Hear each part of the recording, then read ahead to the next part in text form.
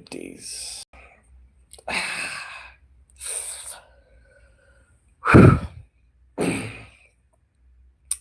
Well,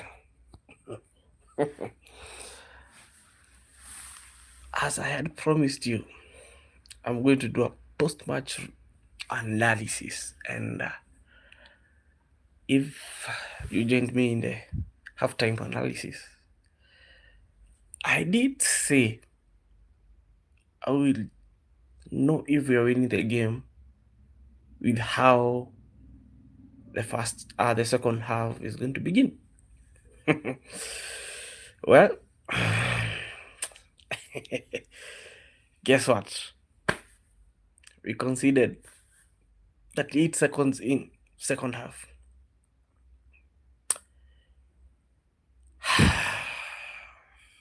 Six minutes later, another goal. uh, you know, as a long-time Manchester United fan and a football fan, it is easy to actually predict if you're going to win the game, because I do not understand now, like, what's the problem? You see, this is the reason why we miss Matthias Jallet, because with Matthias there, we wouldn't be conceding such stupid goals. This is why we need him back, because we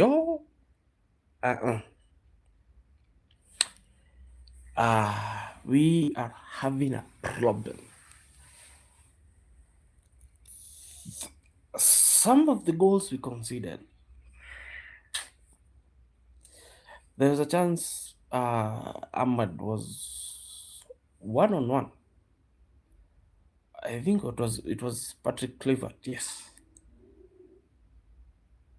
he was actually in front of him by a few seconds. He could have tackled him because he was ahead of the ball. Kendall, hi. But what did he do? He continued chasing the ball. Like, seriously, body charge.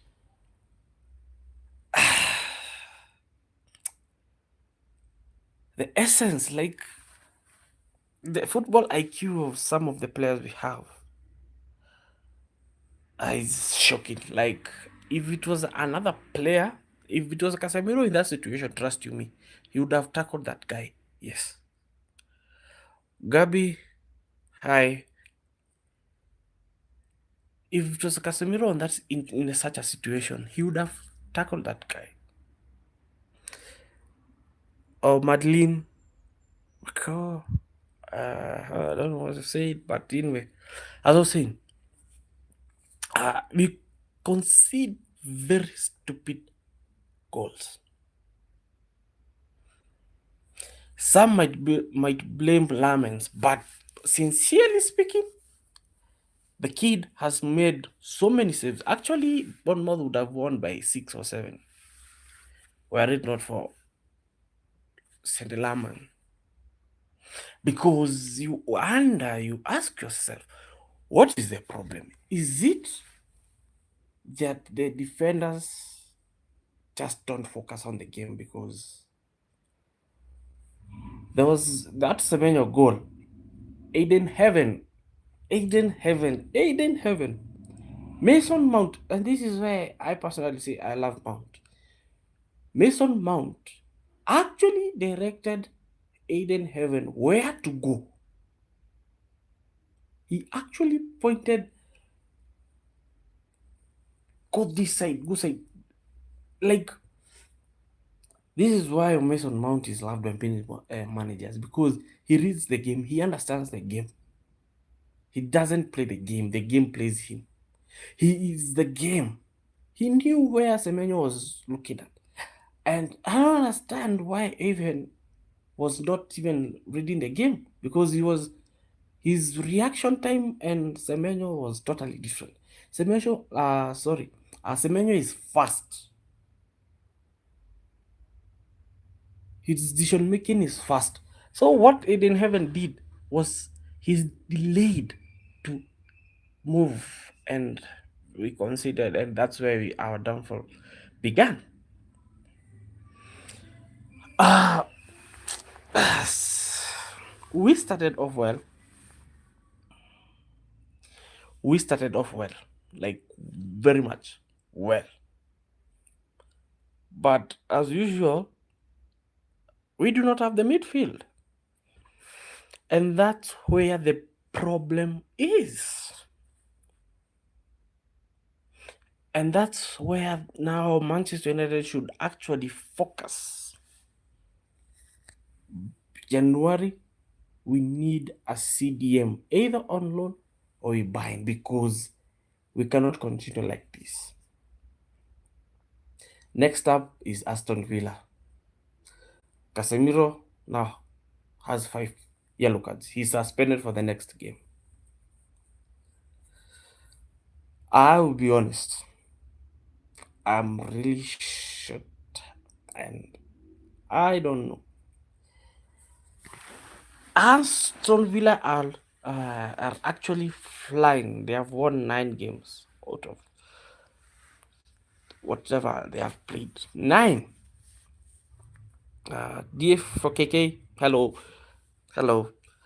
They have won 9 games consecutively. I repeat, 9 games consecutively.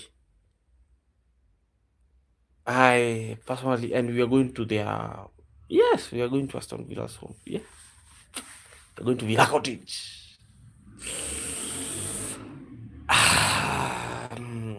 I'm not a prophet of doom, but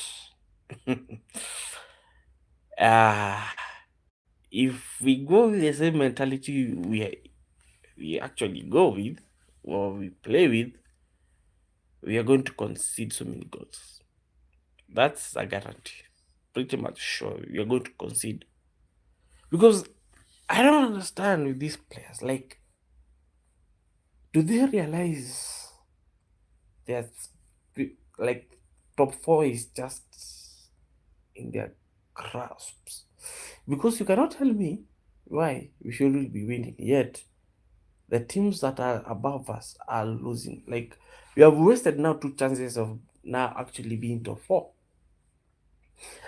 Last game week and the previous game week, I would not want even to go to Brentford and Tottenham. No. These last 2 game weeks and now this one, 3. Now, 3 times 3 is 9. And we have 25 points. If my calculation is right, that is 33 points by now. If we had taken our chances. Arsenal has 36. Yeah, we will actually be behind to Arsenal by 3 points. You feel me? So if we do not manage actually to even go to Europe, I personally am not seeing the manager and majority of the players, yeah, staying, because why are you allowing another man to come and take a piece or a chunk of meat from your mouth when you're eating? And you have earned it, you see. Pierre Mwendwa, hi. So my issue, and I personally, that game, I thought we were winning the first half, but being a lifelong Manchester United fan and following this club for the longest, I know, right now anybody can predict like Manchester United is either a first half team or a second half team. Because explain to me why you have conceded 4, 1, 2, 3, 4, 4 goals at Old Trafford against Bournemouth. This team has been winning in Old Trafford for the last 3 seasons, but at least we did not give them the pride, you know. I don't know if the players don't realize the essence or the power or the representation they have when they're playing for Manchester United in Old Trafford.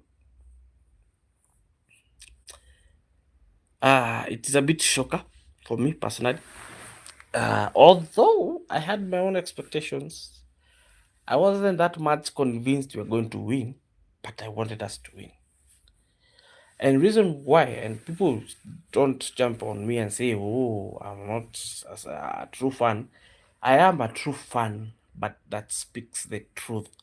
And the truth is, if we continue with the same attitude or mentality, I'm not seeing us hitting. We might get top 10, but we are not going to Europe. It's either the team changes the players, the mentality, because those goals were just common individual mistakes. Like the last goal, whomever was there, if personally, if I was the player, I'm pretty sure if it was Phil Jones, Phil Jones would have tackled the hell of that guy. Yes, yes, he would take one for the team. I'm pretty sure if Casemiro was there, he would have taken one for the team. So this defense of ours, I personally thought it was okay, but apparently no. We have a long way to go. We have a very, very long way to go. Yes, of course, Bruno scored, but he was losing, and I repeat, losing so many balls. Luke Shaw, again now. Luke Shaw shouldn't even be playing for Manchester United in 2025. Luke Shaw shouldn't even be playing for Manchester United in 2025. I was expecting us to win this game.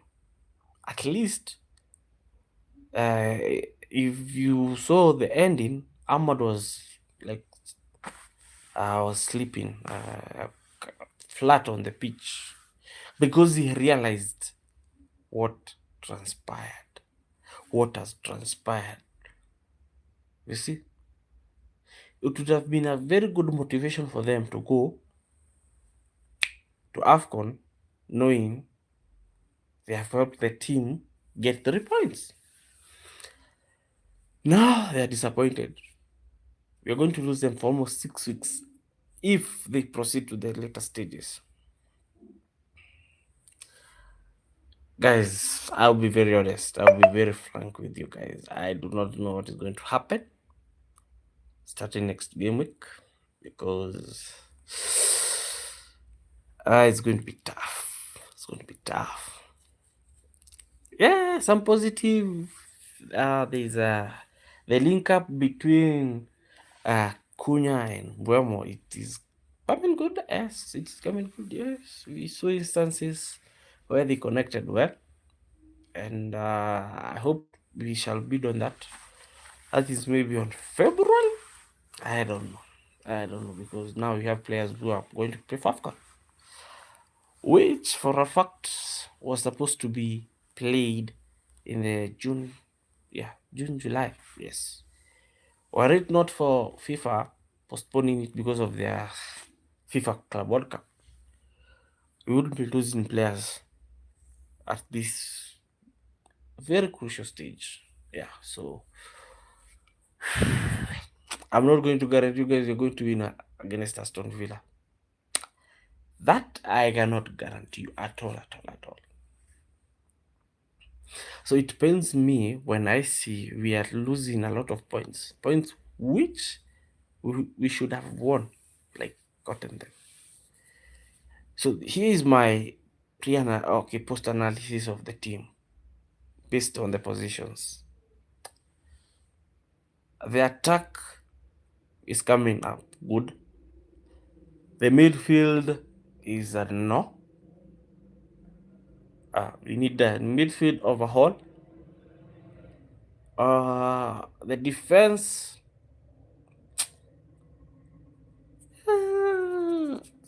we need a bit of training because I don't understand. They're conceding so many stupid goals. Now they're making Saint Lames look like a bad keeper, yet he's a good keeper because the midfield cannot cut the pressure. Like you can see, Tavernier, it's good Casemiro took one for the team. Tavernier came from his own box to our own box without somebody doing anything. Were it not for Casemiro, probably Bournemouth would have won by a margin of 6. Were it not for Casemiro. So this is what I'm saying. We need a CDM January because if we do not get a CDM, a ball breaking CDM, and the pass breaker, trust you me, we are going to concede so many shameful and goals we aren't supposed to concede. So I hope Amorim is not in that. Any other positive? Yeah, Ahmad in the last minute. Man, this is what I'm saying. The decision making of these players is up small, like shocking. Why are you going to do? Why are you trying to dribble and you know you're chasing the game? Like we have that game. I've seen instances where we are supposed to be win to have won because, like for example, Bruno's. There's this Bruno opportunity had. Ryan High. Bruno had this opportunity where he had either to give Mbembo or Kuna something from the sort.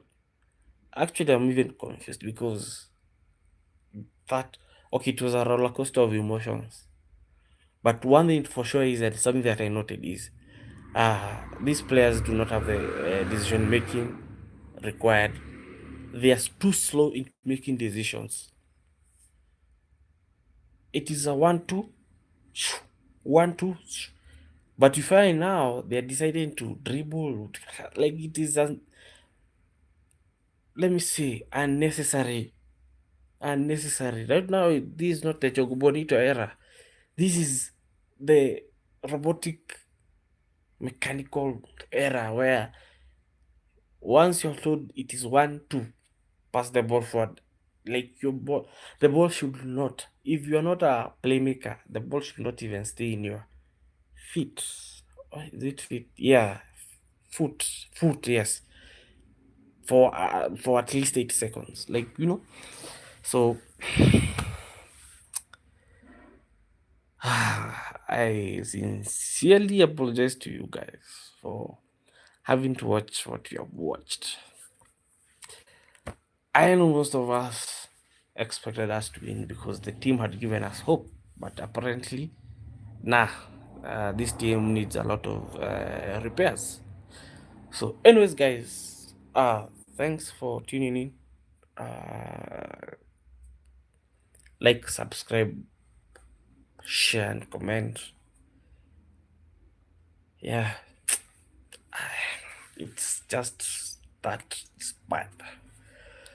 I don't know. Now we have to wait another whole. I don't think we have a game. Yeah. So we are playing next on Sunday. So let's see. One thing for sure is Aston Villa. Uh, I am not going in the game expecting us to win. So guys, good night. May you all have a blessed good night and may God bless you all. Cheers. Remember, comment, subscribe, and share. Adios.